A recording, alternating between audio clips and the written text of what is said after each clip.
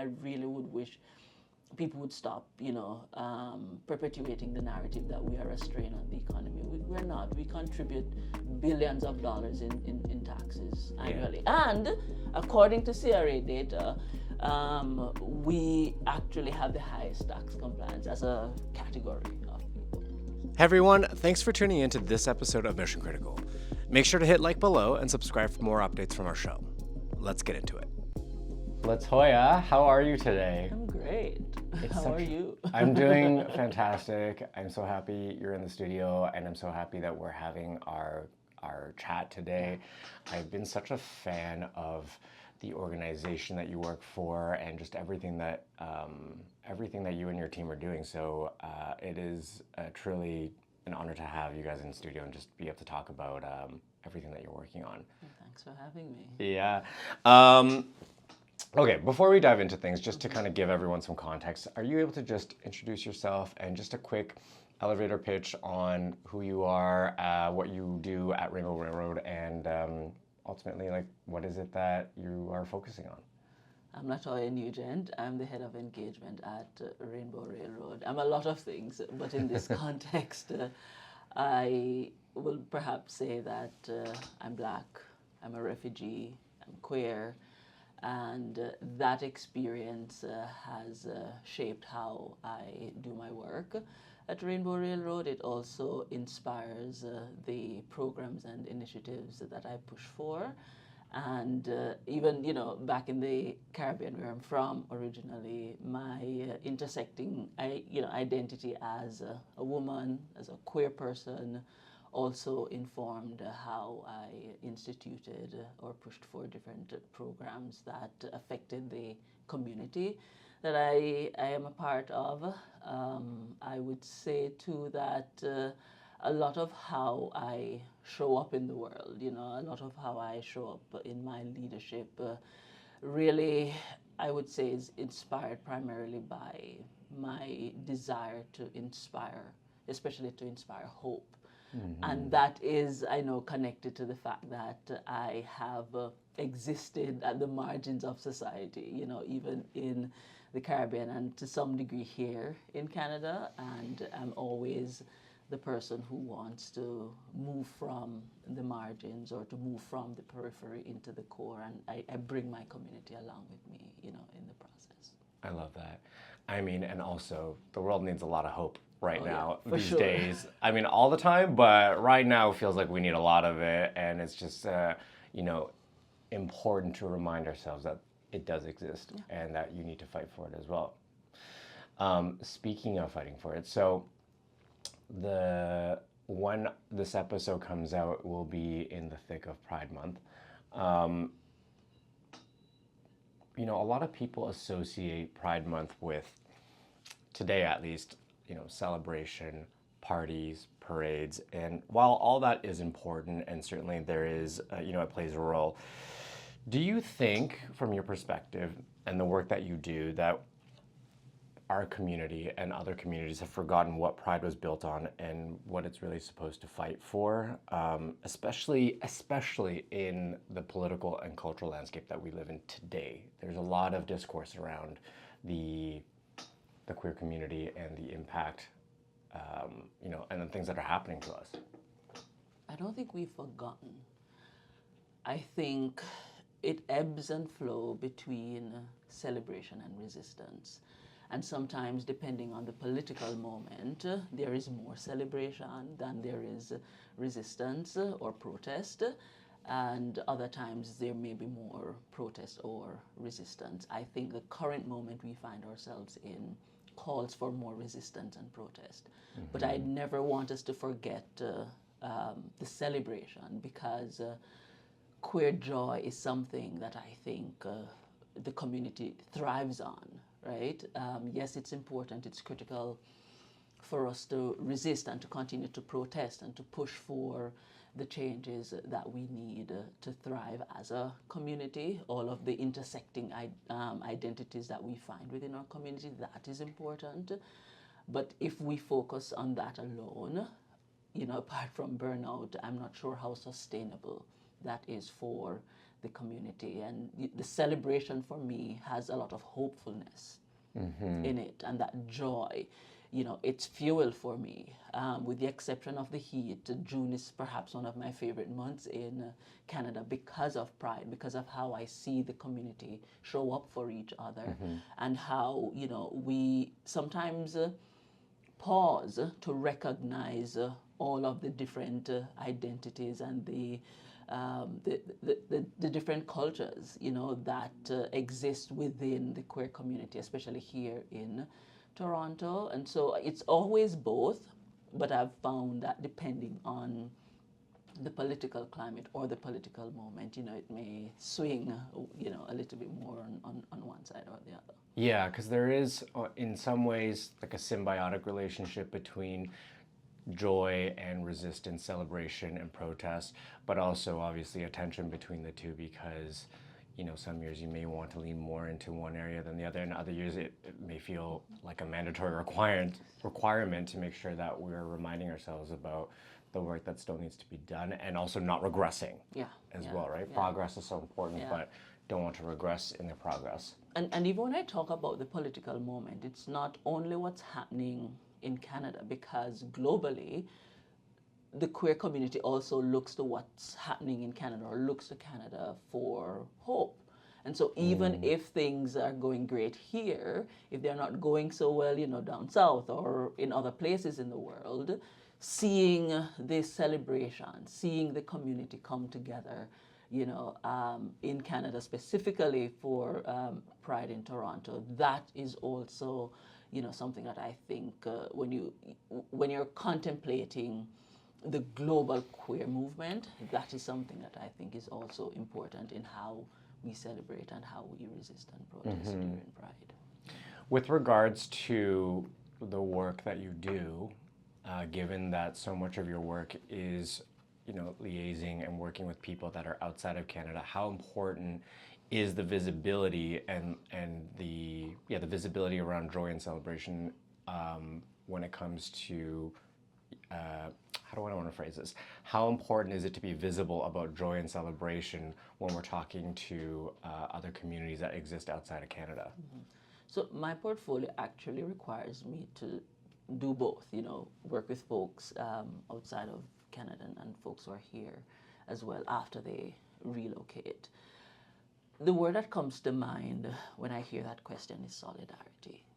Solidarity is so powerful. I know sometimes we use it a lot and it may mean different things to different people, right? But when you live in a country or in a region where it's difficult for you to find hope, where it's difficult for you to find community or to be in community as a queer person, when you see people online who look like you, sound like you, have similar experiences like you, who love like you, there is something in that I believe, allows people or creates room for people to be hopeful. Hopeful in the sense that they can try to create that in their own space if it is safe to do so.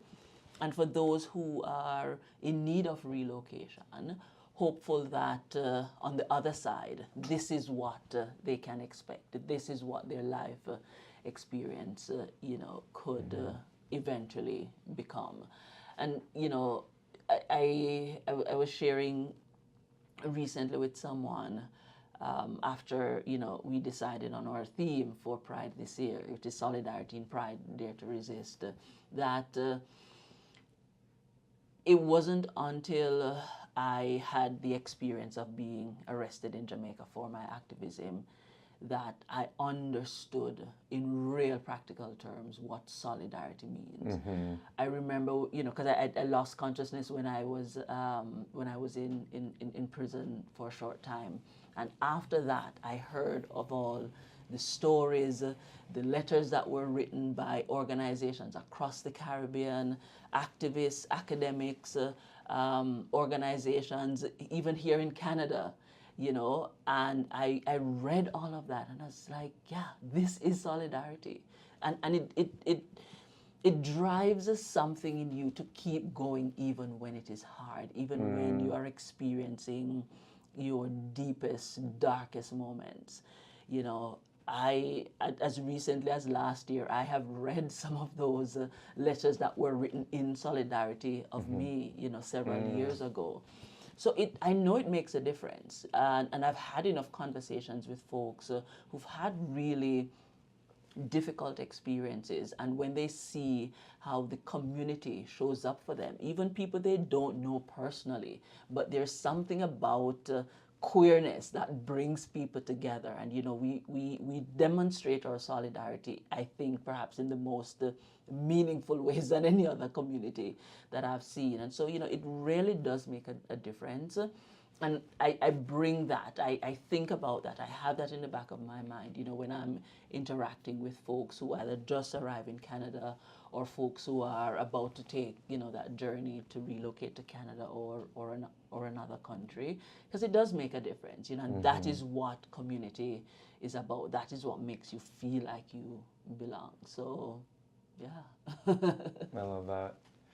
When you're working with people who are about to make that journey to Canada or the States, what are some of the kind of common questions or curiosities that people have about moving to a country as it relates to their queer identity? So that's an interesting question. People will have, the questions people will have will depend on how much cable news they watch back home and how active they are on social media. Because there is a perception of every country online, right? And sometimes that perception is accurate, sometimes it's not wholly accurate. So that's one thing. There are usually a lot of questions about the immigration process, depending on the pathway that somebody is going to relocate through.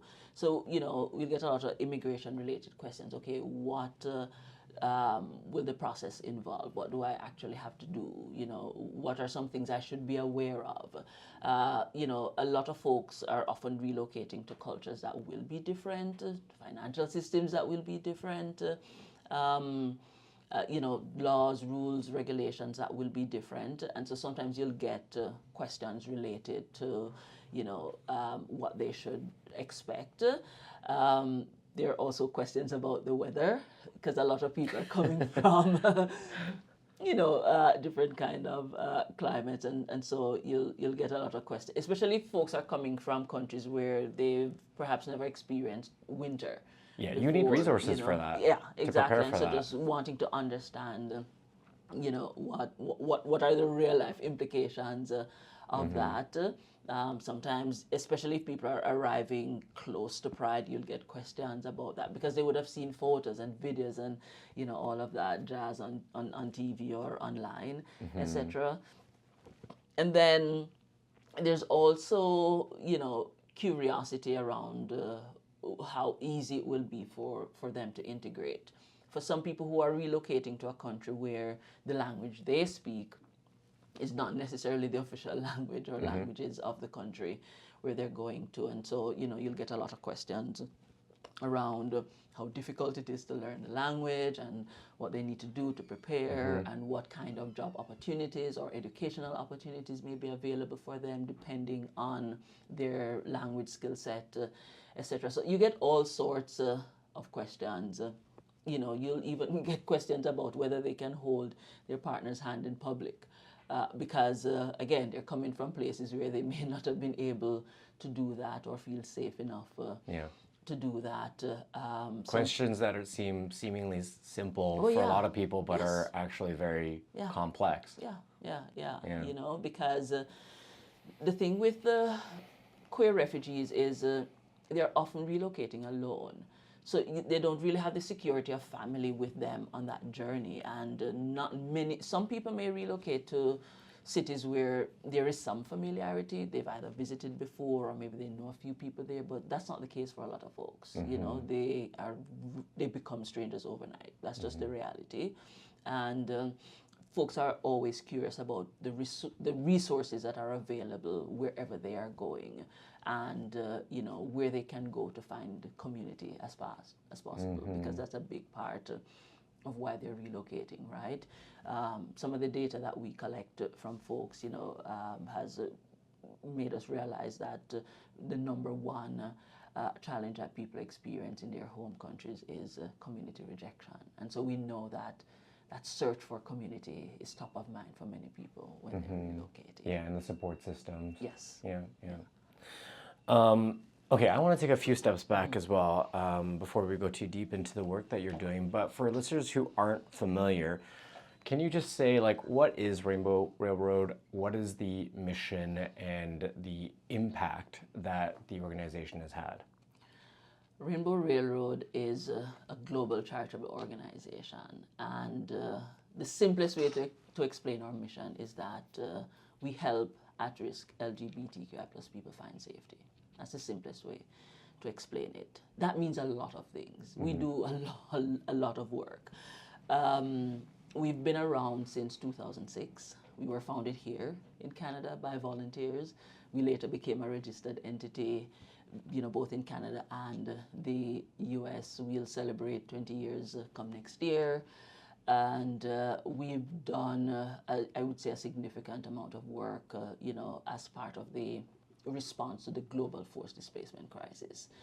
Because our work really lies at the intersection of the criminalization of queer identities and forced displacement.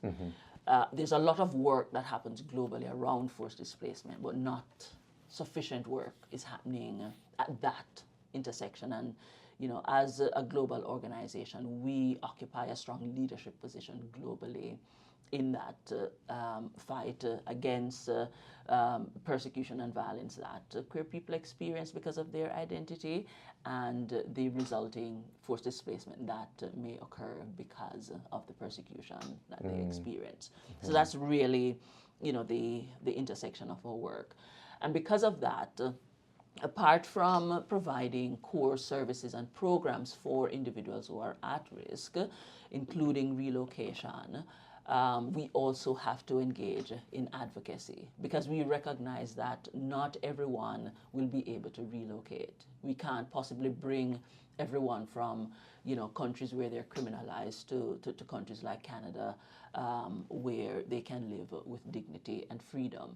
Part of our work also involves building strong partnerships with grassroots organizations in many countries where queer people are criminalized, so that they can engage in the frontline advocacy that is necessary to change the legislative frameworks, the policy frameworks, and the cultural attitudes of the communities, in the places where they live. So we take a very community-driven approach to our work, both here in Canada or in the countries where we're facilitating relocation, as well as in the countries where people are often fleeing from, and these are often countries where LGBTQI plus people are criminalized, or even if they are not criminalized or punished for who they love, or punished for their sexual behavior, they experience a lot of discrimination and violence, sometimes at the hands of their own family members,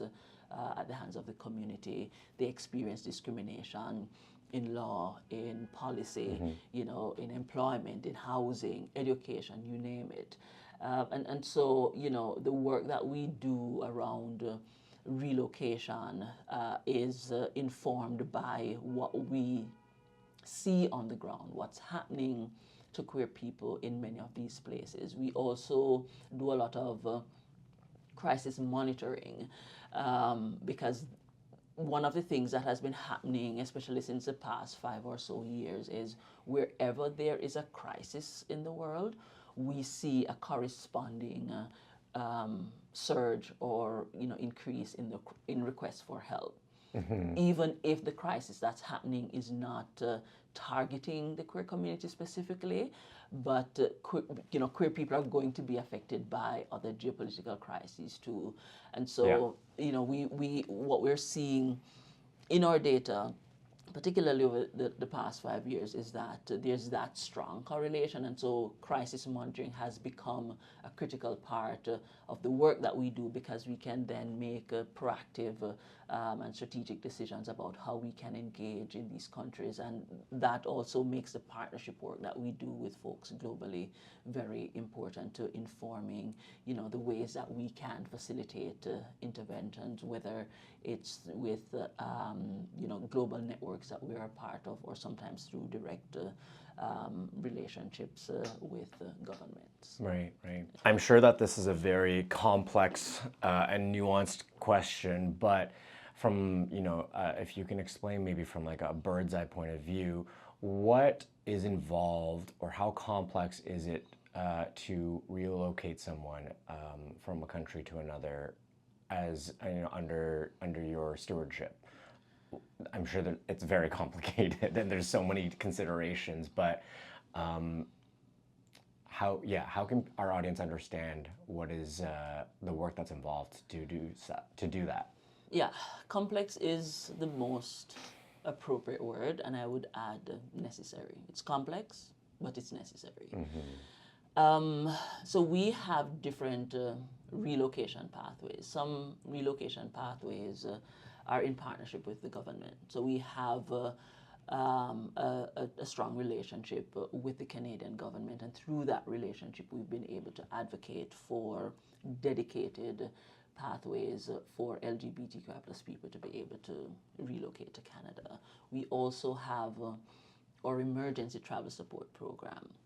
And so what happens with the programs that we have in partnership with the government is that all of the processing of refugees happens before they arrive in Canada.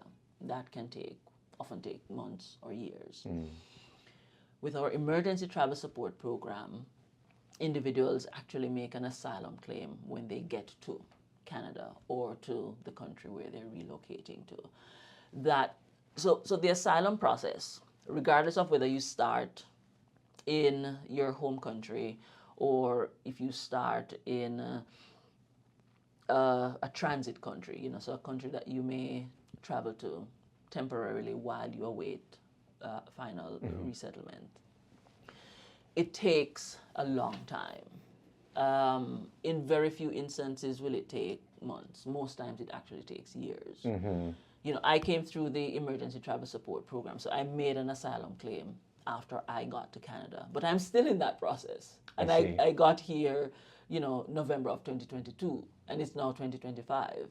Because it does take a while to complete that process, and for those who are coming through the government pathways, they have to spend years, in transit countries waiting for all of the processing to take place. So the medical processing, the security processing, all of the interviews that you have to do, all of that, it takes a very long time. And the reality is that, immigration, even though there is such need and demand for relocation pathways, the reality is that governments are not going to facilitate the relocation of even 0.1% of the people who need it, right? That's just the reality. So even the folks who actually get to relocate, sometimes it feels like a privilege. It really shouldn't, but it feels like a privilege because if you think about the global context of over 122 million people experiencing forced displacement, and a country like Canada is accepting a few 100,000 refugees, in any given year, you recognize that many people who are actually in need of relocation don't get to access. It's like you have like a golden ticket almost. Right. Yeah. And even when you qualify or you're eligible for asylum or refugee status, getting to that point does take a lot of bureaucratic processing. Yeah. But can I tell you something? It's worth it. It's hard, but it's worth it because for me and for many people I know who've gone through a similar or related process, after a few years of being able to live in a community that affirms who you are, believes in your expertise and your ability and what you can bring to the community, or appreciates the ways that you can contribute. Like it makes a difference. It makes a difference in how you're able to show up. And so yes, it is difficult. I wish.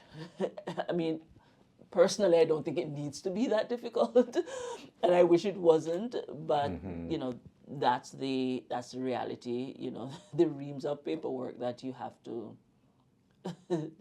file in this process. It's incredible. Yeah. It really is incredible. But the thing that bothers me the most about the length of the process, specifically for LGBTQ plus refugees, is for those who have to live in refugee camps for a while, for example, they often experience discrimination and violence because there's this idea that they don't deserve asylum. There's a narrative in the forced displacement space that if you're fleeing war or climate disaster, or some other kind of crisis, you deserve. Right. There's a hierarchy almost. Yeah. Of need and Right. And people become refugees because they're forced to flee home. That's the bottom line. But for queer refugees, they often, we often become refugees. We often are forced to flee home because of something that's personal to us. It's because of who we love. It's because of who we are, and it's because of where we're born. Because we're born in places that do not respect our dignity as people because we're queer. And there's something, especially because we know what's happening in a lot of the refugee camps, and there's something about that personal experience of your queerness and how it causes displacement that folks within the forced displacement space don't quite understand or even appreciate. And so you're right. The word is probably hierarchy. Right. And it also makes it more difficult for a lot of queer refugees because they have to quote unquote prove that they deserve to live with dignity. That's interesting because later in this conversation, I wanted to talk about just misconceptions and myths around the dialogue around being a refugee, but it didn't really occur to me that is a dialogue internally as well within the refugee community too. And that's when you talk about it, it makes sense to me, and I understand how that would come about. And when people's basic needs aren't being met, I can see how there might be a perception of a hierarchy based off of needs and perception, but it did not occur to me. So the other thing too that I was thinking about as you were talking about the process of just how long it can take is just this sense of closure, when you're able to get a sense of closure throughout this whole process. But to your point, it's all worth it. And even though in your experience that process is not necessarily finished, at least you get to live fully and your identity gets to be respected, and you can contribute as and be valued as a person that is contributing to the community too. It's you exhale.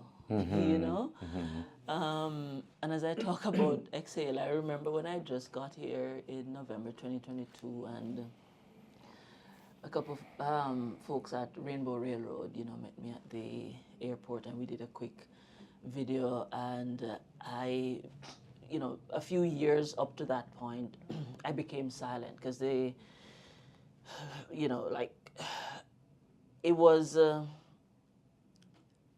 was next to impossible for me to continue living in Jamaica because of what I had experienced. Given the violent nature of the arrest a few years before. And when I got to the airport, and I was I just started chatting with folks at Rainbow Railroad, and I don't remember what the first question was. I just remember smiling in my response because there was so much joy and so much relief, and yes, I was prepped and all of that, and but I still couldn't know exactly what my life would be in Canada, right? But there's just that ability to exhale and just very liberating. yeah. And I don't think I'll ever be able to explain it in an articulate way because it was so much about what I was feeling and feeling proud of myself for even wanting to speak in that moment because I became silent, for so long, and I was like, yeah, I'm here. I'm just gonna let go. I have nothing to worry about anymore. Yes, the process is going to be long and hard, but I know what is possible at the end. At the end of that process, and I also appreciate will appreciate all of the small wins in between. That's important too. Yeah. And in this, I can only do this work from a place of optimism, because if I don't do this work from a place of optimism, what's the point? Yeah. What's the point? It's mission driven work. And you have to be continuously inspired and to be hopeful to continue to work towards the mission. The other thing too is that, to your point earlier, it takes a lot of courage to, you talk about being silent and, I imagine just the trauma from the lived experiences, but it takes courage to be able to, one, live your truth, and two, to advocate for yourself and to make decisions that may ultimately be very uncomfortable or difficult and painful, but ultimately in the long term, the long run, is going to be better for you. And that's what everyone, or a lot of people, I'm sure, going through your organization are experiencing that same kind of feeling of exhalation when they, are able to feel like they can live fully as well. Yeah, absolutely. So you now lead refugee leadership programs and the Queer Refugee Internship Initiative. What gaps are you trying to close in the Canadian resettlement system? Yeah, so let me start with the Queer Refugee Internship program. Many people who relocate, they're coming with education from their home countries, skills, like years of, working in particular sector. But there's something I think that about Canadian employers, not all of them, but some Canadian employers believe that you need to demonstrate some work experience here in Canada before they will pay attention to your other qualifications. Sure. I'm not sure exactly what's behind it, but that has been something that many refugees have spoken about, that is difficult for them to land a job, even though they may have the requisite education and skills, but because they have it in a different context, they're coming from a different region, etc., there's this belief that the skills are not transferable immediately to the Canadian context. And so we decided last year that we would pilot what we call the Queer Refugee Internship Program. And we would put out a call for interns to work with us for about 12 weeks in areas where they're already skilled in, skills they're bringing from their home country, and also in areas that will meet the needs of the organization. The pilot was very successful, and we decided, okay, we're going to institute this as a part of what we do at Rainbow Railroad.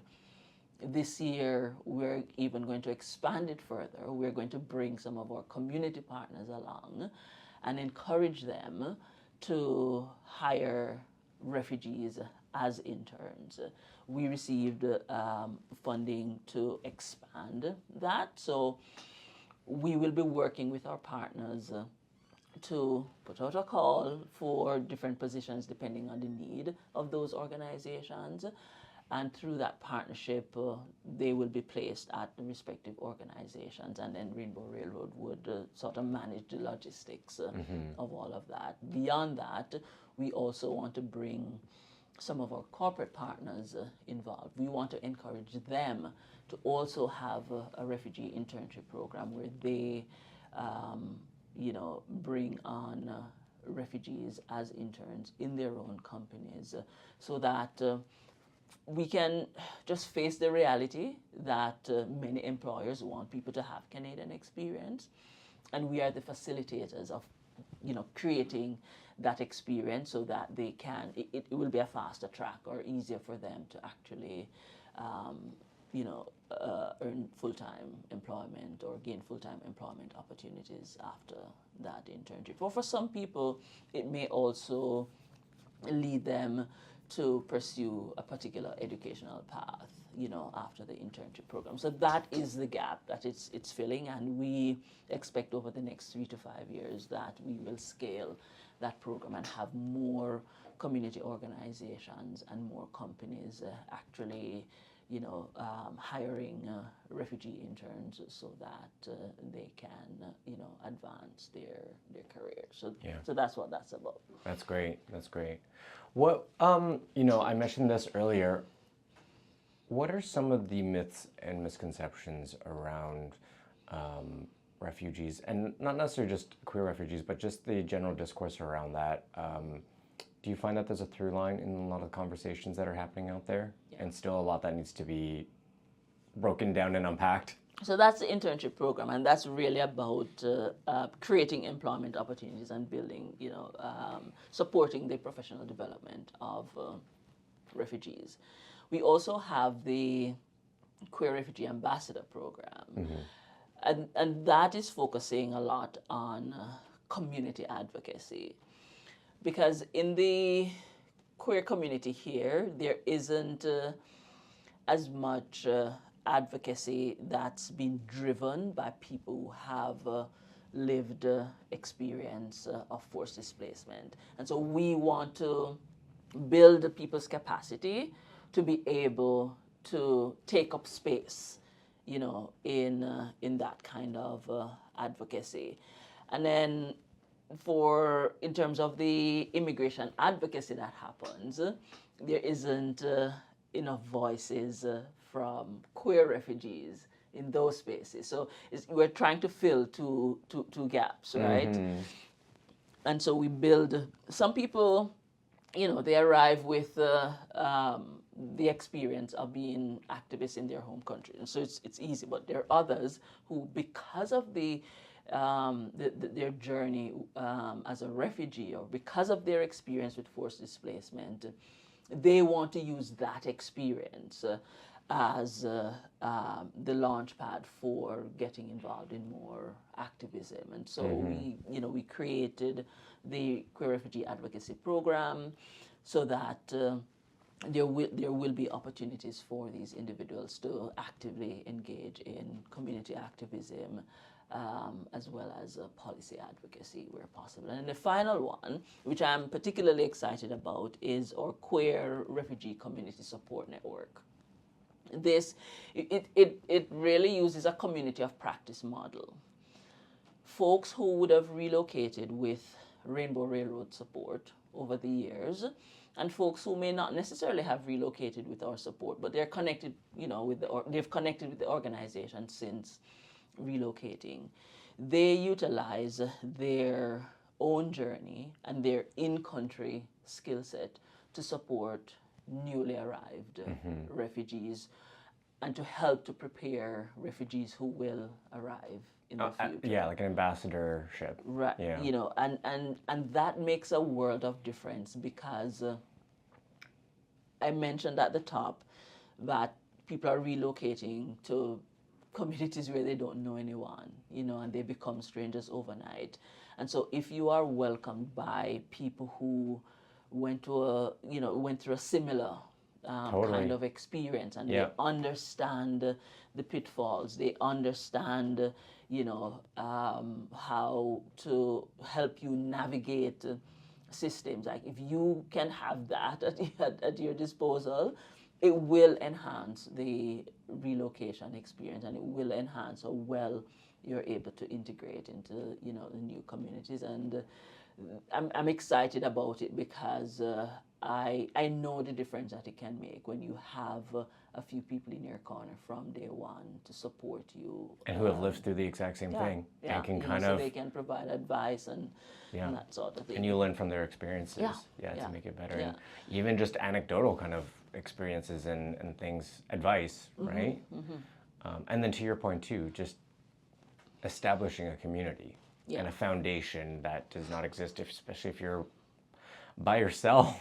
It's very, I can't imagine just how overwhelming of an experience that must be for someone, because not only do you, like, moving to another city is hard enough within your own country, if you don't have like a support group of friends, family, whatever it might be, but to move to a different country where there's a different culture, a different language, and then to not have a support system, like, I just cannot imagine how overwhelming and difficult that must be. So, to have people who have lived through it and are examples of what the other end looks like, and how that can, how you can get there, I think must feel very empowering. It is. It is.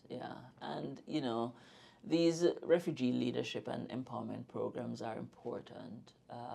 And a lot of it I know is inspired by my own approach to leadership, and I always believe that the people who are often most affected by the mission should drive, that work. And these programs are a way for Rainbow Railroad to do that. And it also builds credibility within the community, and all of these programs require partnerships. Right.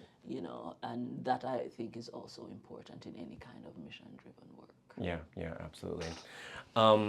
What about the misconceptions around the dialogue when it comes to everything that you're working on? What are the things that you still find continue to be a through line and continue to be misconceptions that need to really be broken down and unpacked? So two things happen almost in every conversation you have about refugees. One, they're a security threat. Two, they're a strain on the resources of the countries they're relocating to. So I'll take the first one, the security threat. This idea that people are fleeing to Canada to, cause harm to others is a misconception. People become refugees because they're forced to flee home. Yeah. That's just the reality. It's as simple as that. And when you're forced to flee your home and you are able to relocate to a country like Canada, what you're trying to do when you get here is to rebuild your life. And there is enough hardship in that. And so I think when that narrative is, perpetuated by the, whether it's folks in media or people in the community or even policymakers, it stings. It really stings because at least every refugee I know, they are probably trying to work 2 times as hard as they would because there is so much that you have to sort of catch up on. Yeah. Because you're rebuilding especially if you relocate, older, like if you're over 35, there's a lot of catching up to do. Yeah. It's not like people want to put themselves in a position to have to catch up and have to displace themselves. Right. Why would anyone choose that if they have the option? Nobody chooses displacement. Yeah. That's why we call it forced displacement, so people can understand very clearly, that this is not something that people choose for themselves. And specifically for queer refugees, because we've been discarded by, our communities back home, we are looking for that here. You know, so we're looking to rebuild our lives, and we're looking for community, to recreate what it means to have a home and to belong. And then the other thing about the strain on the economy, this is often, you know, the root of it, I think, is in the fact that oftentimes in the first, you know, few months, in some instances, the first couple of years, the community and the government needs to invest a little bit in supporting individuals with integration. Getting people on their feet. Right. Yeah. It's short term, you know, and the return on investment is great. Rainbow Railroad spent maybe about $7,000 to get me here in Canada. I think I've donated more than that to Rainbow Railroad already.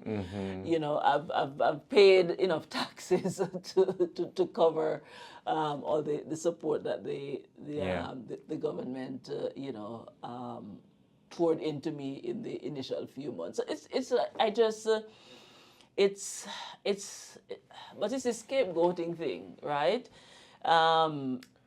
Refugees, I don't know, make up just the smallest fraction possible of the population in Canada.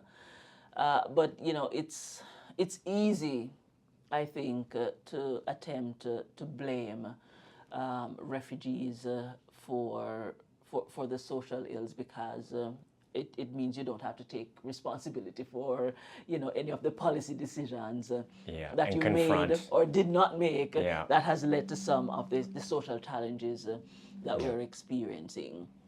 But, you know, seriously, and I wish that there was more compassion in our communities for refugees, to understand the reality of why they were forced to flee home, to understand the support that is needed, especially initially, to help them, to help us to get on our feet, and that we thrive after. You know, I'm not saying everybody will have exactly the same experience and everybody will be successful to the same degree, but I can tell you categorically that refugees are looking to create opportunities for themselves to thrive here. Because for queer refugees, yes, safety is important, but I have learned that safety is not just the absence of violence. It's not just the absence of the violence that you would have been experiencing back home.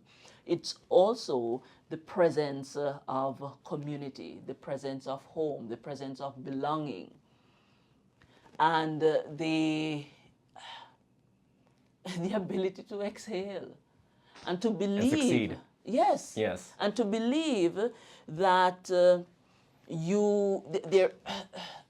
there is, like, you can imagine a reality where you will have a prosperous future. All of those things matter. Yeah. You know, at least when I think about safety, those things matter. You know, that is the hope you have for yourself after you relocate. And it takes time. It won't happen in a week or two. And for some people, it may take, you know, a little while longer. I'm 2.5 years in, and there's still work that I need to do, and there's still more that I want to achieve. You know, but where I am today in 2025 is a far cry from where I was in 2023. Yeah. You know, or where I was at my 2-year anniversary or my 1-year anniversary. It takes time, and what we need as refugees is the space and the grace to gift this future to ourselves, because we will do the work.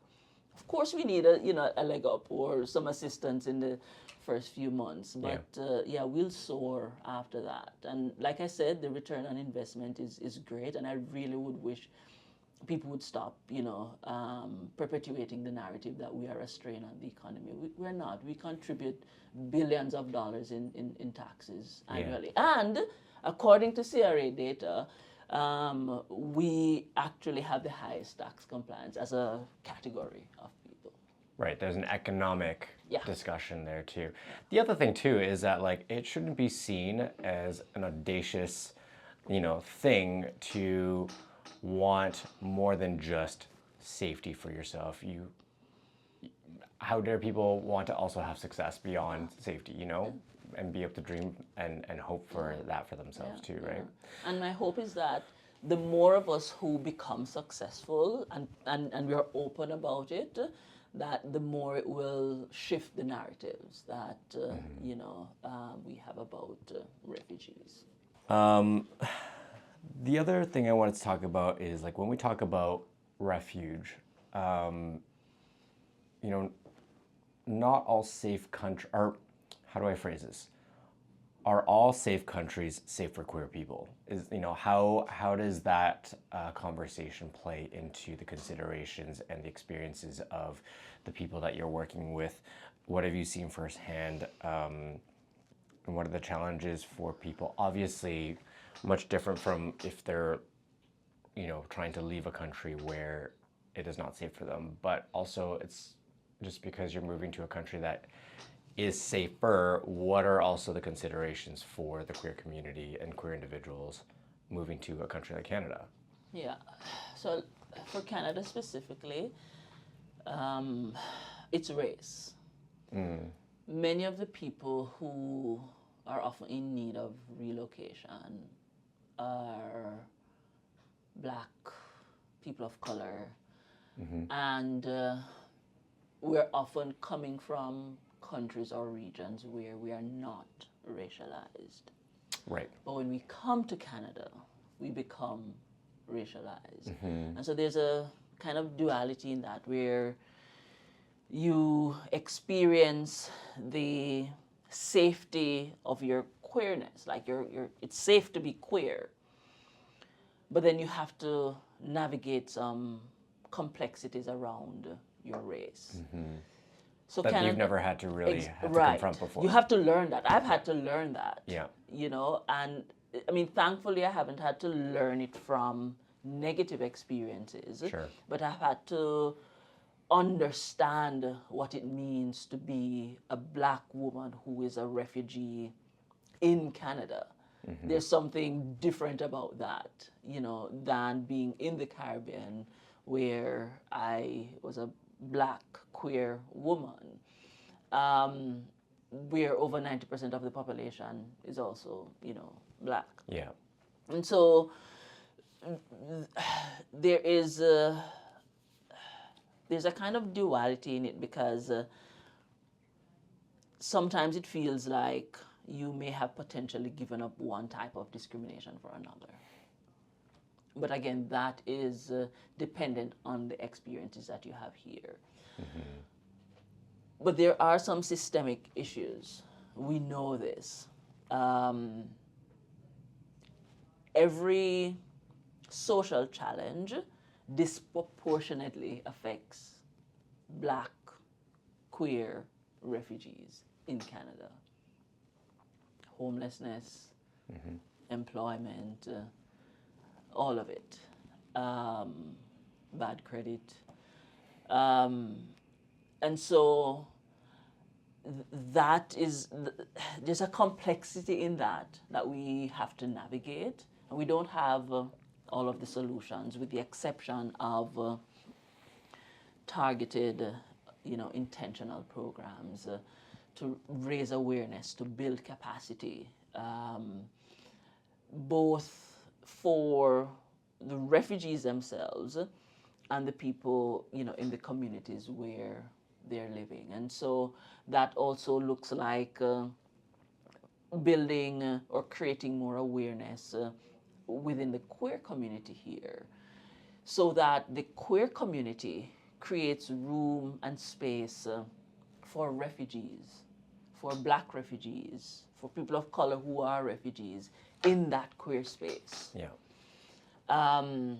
Understanding that the experiences of these individuals will be different from somebody who would have lived through, 40 years of queer liberation in Canada. It's hard work. It's difficult work. Sometimes it makes you question the work because you realize that there's a lot to do here in the community that need to make it more inclusive. And you're like, why? I just had to navigate the complexity of getting here, of supporting people to get here. You know, why do we have this other layer of complexity that we have to now navigate? So yeah, it shows up in different ways. It also shows up at the, intersection of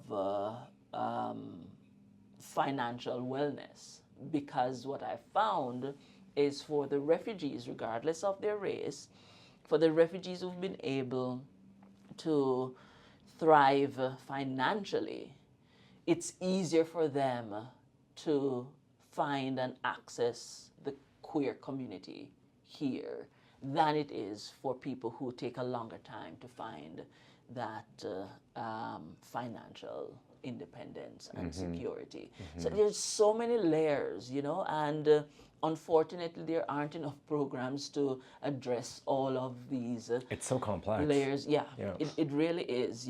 I focus a lot, personally and with the people who are in my circle. I focus a lot on the financial wealth, but that's because of my upbringing. That's because of my dad. That's something he drilled into his 3 daughters all our lives. I was getting stocks for gifts when I was 6 or 7 years old. I wasn't getting dolls, And so one of the things I did early was, even before I arrived, I did so much research on the financial system here because I knew it would be the gateway to building, the life and the future that I imagined for myself after being here, maybe for about 25 years or so, because I'm thinking about when I become 60 and I retire, like what I want my life to be. Sure. But it's a lot to learn. It's a lot to understand. People who are born here and have come up through like Canada or any other country, like also don't even have a grasp on that. I know. You are right. I have folks who they've either lived here for much longer than me or they were born here, and sometimes I'm having some financial conversations with them and they're like, what are you talking about? I didn't know that existed. Exactly. So it's a lot, but the thing I always lean into the most, though, is if you are able to access the information that you need to make life better for yourself and your community, there's a lot that is possible. Because in some of those very conversations, that I reference, I've seen how transformative they've been for a lot of people, how they think about their finances differently. There's a pet project that I want to get off the ground maybe next year and in the next 2 years, where I work with a community organization to help queer refugees to build a strong foundation for their financial independence, and literacy around it. Because that's all it takes, you know. You don't, like, these aren't things you necessarily learn overnight or anything like that.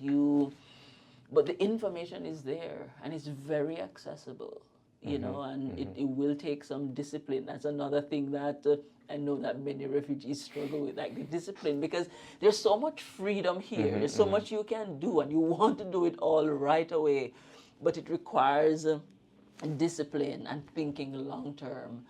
Even if you live short term, but you have to think long term. If what you really want is a sustainable, prosperous future for yourself. A lot of the conversation and dialogue that we've had, focuses a lot on a lot of the struggle and hardship that people have gone through in order to have the audacity to live a full life and an honest life.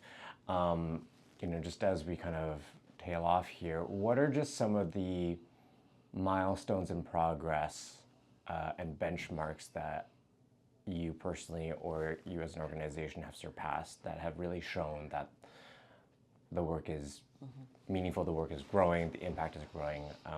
Are there any examples that you can kind of bring up? I'll start with the organization first. Over the past 5 or so years, our requests for help numbers have increased by about 300%.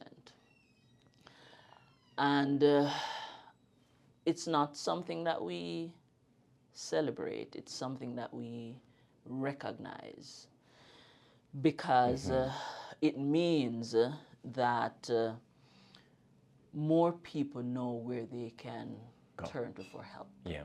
And that's important. Especially because we know that an organization like Rainbow Railroad is often the last resort for many people. So that's one. Since our founding in 2006, we've assisted over 20,000 people through a suite of programs, not just relocation. That's a big number for us.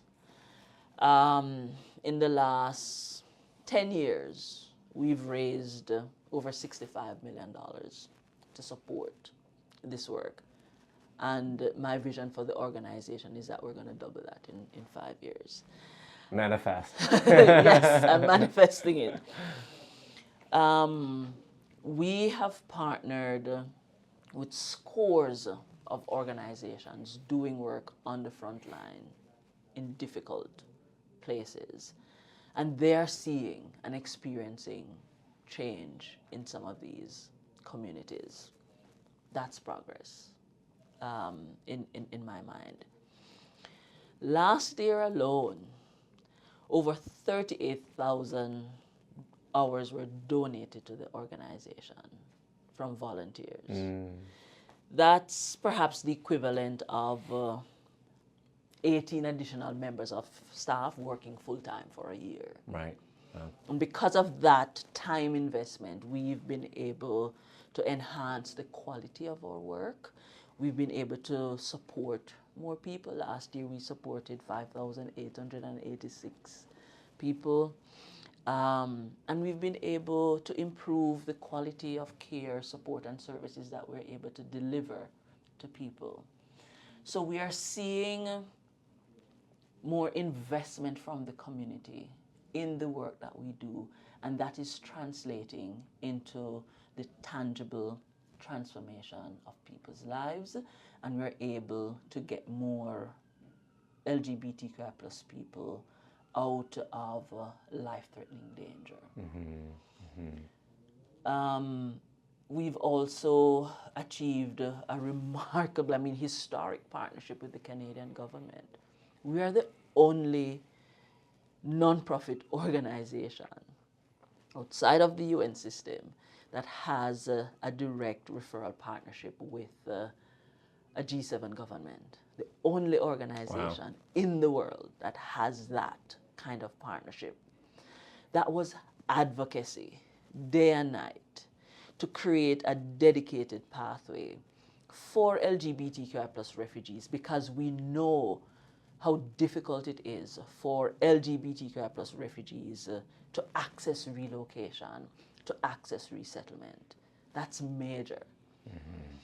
Our leadership and our credibility globally and with the community that we serve, that continues to improve. And that is important for the sustainability of the work. We talk about queering the system and queer liberation. Those things can only happen if the community is at the center, because it is the community that will make all of that work sustainable. And the work has to be sustainable for as long as it is needed. We don't want it to be needed, but for as long as it is needed, it needs to be sustainable.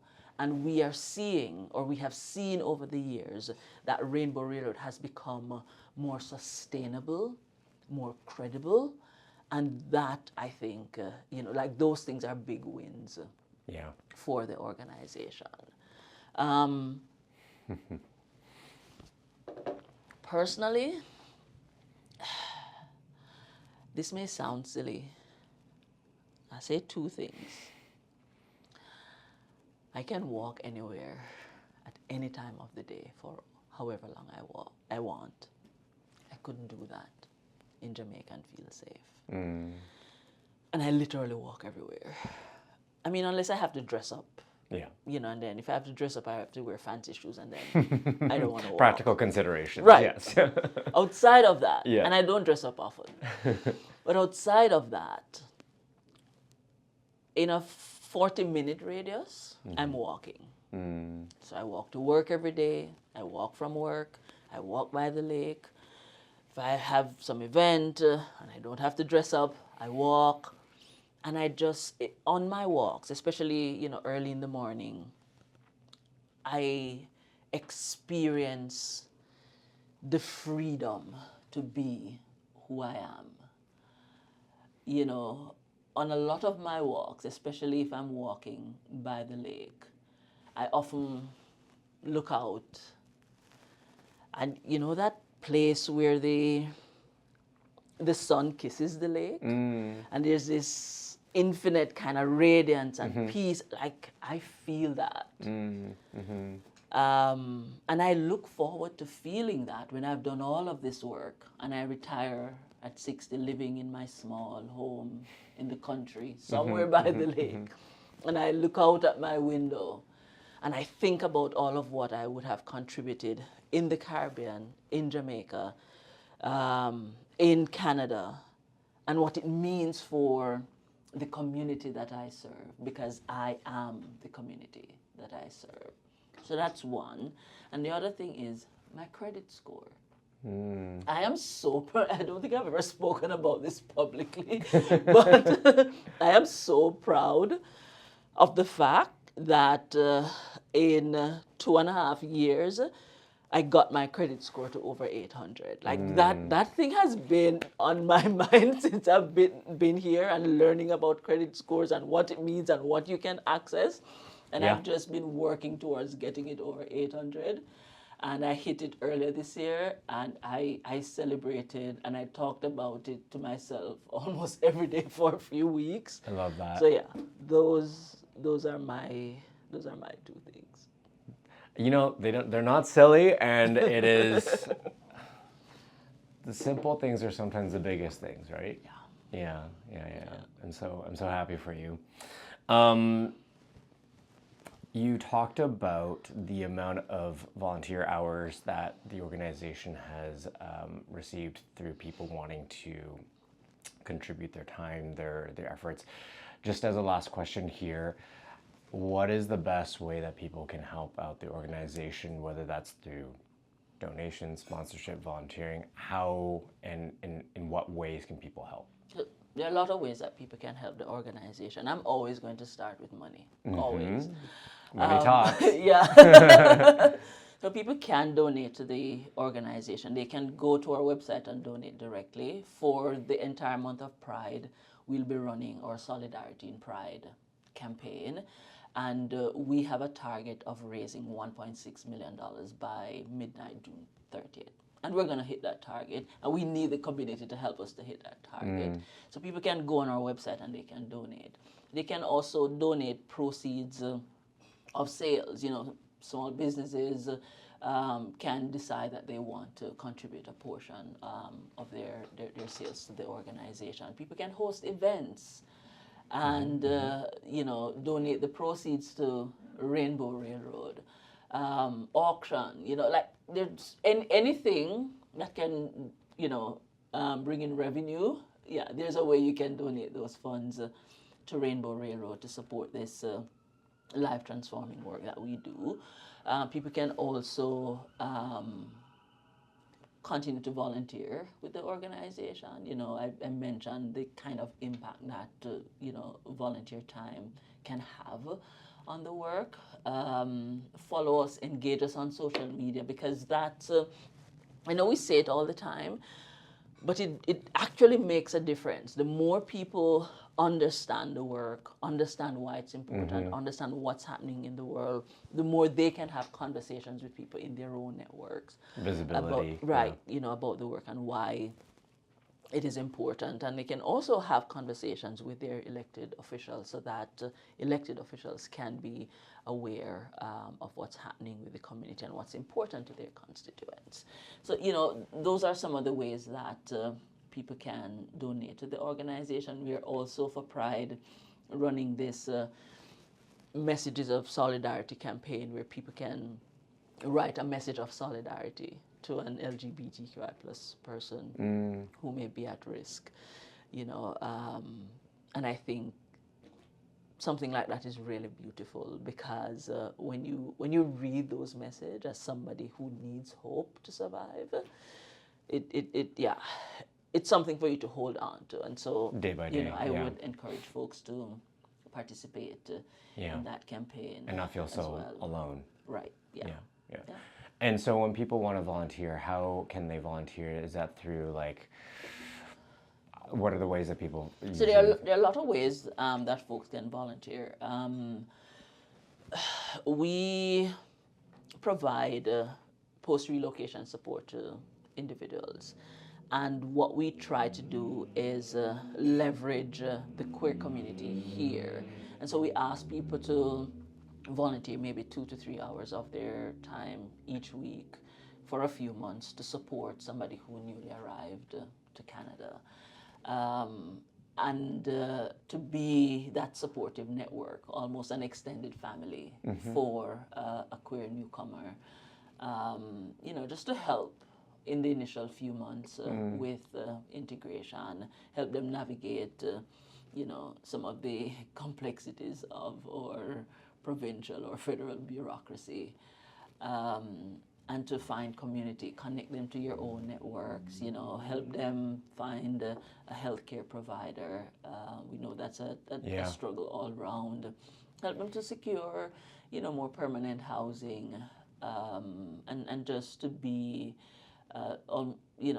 someone they can rely on, to help them to understand a little bit more about what it's like to live and thrive in Canada, and to make smart decisions too, because as people who, would have lived here for a much longer period, they may have a bit more insight into, what it takes for you to thrive, and just imparting that knowledge, can be very helpful for somebody who is new to Canada.